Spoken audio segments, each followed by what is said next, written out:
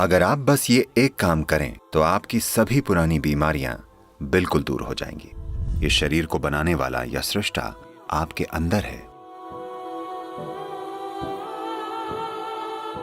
जिसने पूरा शरीर बनाया है, क्या वो एक छोटी सी समस्या ठीक नहीं कर सकता?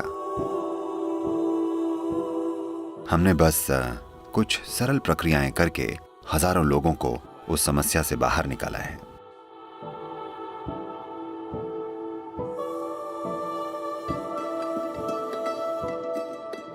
अगर हम बीमारी और इलाज की बात करें तो आध्यात्मिकता और भौतिक शरीर में क्या संबंध है? जरूरी नहीं कि बीमारियों से बचे रहना खुशहाली है। सेहत जरूरी है, पर सेहत खुशहाली नहीं है। जब आप अच्छा महसूस करते हैं, जब आप अपने वजूद के हर पहलू में अच्छा महसूस करते हैं, इसे खुशहाली कहते हैं। खुशहाली यानी अपने अंदर और आसपास की हर चीज के साथ तालमेल में होना। इसका मतलब है जीवन की संपूर्णता। खुशहाली यानी जीवंत होकर जीना, न कि मन को बिजी रखना। सेहत खुशहाली का बस एक हिस्सा है। खुशहाली के लिए सेहत एक जरूरी हिस्सा है, पर सब कुछ नहीं है। हेल्थ शब्द होल यानी संपूर्ण से बना है। यानी जब आप संपूर्णता महसूस करते हैं तब आप स्वस्थ होते हैं। तो उस हिसाब से सेहत खुशहाली है। पर आजकल सेहत को जिस तरीके से देखा जा रहा है, बस शारीरिक सेहत को खुशहाली माना जा रहा है। यानी आपको बस डॉक्टर द्वारा दिए गए टेस्ट पास करने होंगे। तो उस अर्थ में ये संपूर्ण खुशहाली नहीं है, पर यह खुशहाली का एक जरूरी हिस्सा है। शारीरिक सेहत के बिना खुशहाली महसूस करना कठिन है। जैसे मेडिकल फिजियोलॉजी है, वैसे ही योग की फिजियोलॉजी है। हम शरीर को 5 परतों या लेयर्स के रूप में देखते हैं। पहला भौतिक शरीर है, जिसे अन्नमय कोश कहते हैं, जिसका शाब्दिक अर्थ है भोजन का शरीर। बाहरी शरीर बस हमारे द्वारा खाए गए भोजन या धरती का एक टुकड़ा है। शरीर की अगली परत है मनोमय कोश, जिसका शाब्दिक अर्थ है मानसिक शरीर। तो योग में मन को किसी एक स्थान पर स्थित मौजूद नहीं माना जाता है।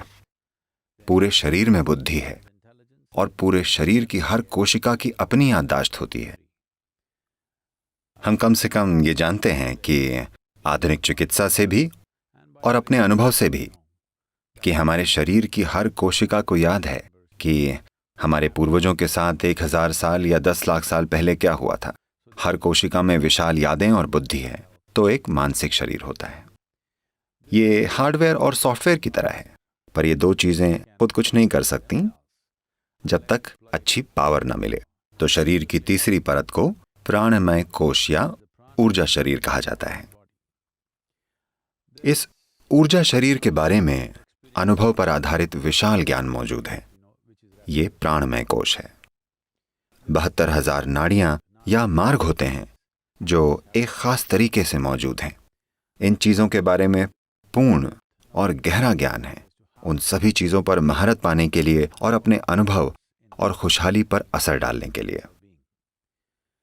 खास तौर पर अगर बात सिर्फ सेहत की करें, तो अगर किसी का प्राणमय कोश या ऊर्जा शरीर पूरी तरीके से संतुलित और जीवंत हो, तो भौतिक और मानसिक शरीर में कोई बीमारी नहीं होगी। भौतिक और मानसिक शरीर में रोग की कोई संभावना ही नहीं होगी।